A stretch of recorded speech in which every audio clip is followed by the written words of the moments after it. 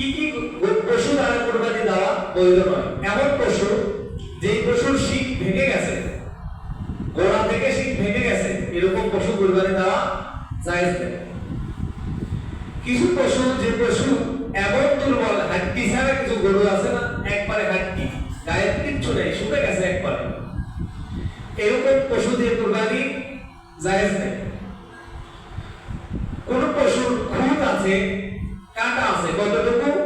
গরুর একটা লেজ যতটুকু, তার 3/1 পরিমাণ কাঁটা যদি থাকে তাহলে সেটা জায়েজ আছে। কিন্তু তার থেকে বেশি যদি হয়, একটা গরুর লেজ যত বড়, এই লেজের 3/1 যা, এর থেকে যদি কম অংশ কাটা থাকে তাহলে সেটাতে কুরবানি দেওয়া যাবে। কিন্তু তার যদি বেশি থাকে, 3/1 যদি বেশি কাটা থাকে, তাহলে সেই গরু দ্বারা, সেই ছাগল দ্বারা, সেই দুম্বা দ্বারা, সেই উট দ্বারা কুরবানি বৈধ হয়। যদি কোনো পশু চোখে দেখে না,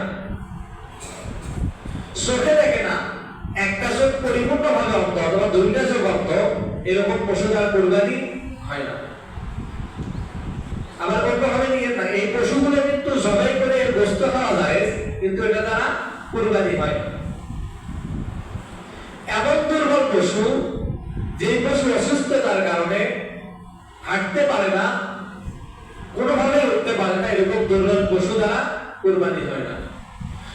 কুরবানির হাটে কোনো পশু যদি ভালো পশু নিয়ে গিয়েছে, হঠাৎ করে ট্রাকে উঠাতে, পিকআপে উঠাতে, অথবা ভটভটিতে উঠাতে, অথবা নামাতে পশুর পা ভেঙে গেছে একবারে, ওই পশু দ্বারা কুরবানি হবে না। এমনি যদি আঘাত প্রাপ্ত হয়, একটু ছিলে যায়, তাহলে সেটা দ্বারা কোনো সমস্যা নেই।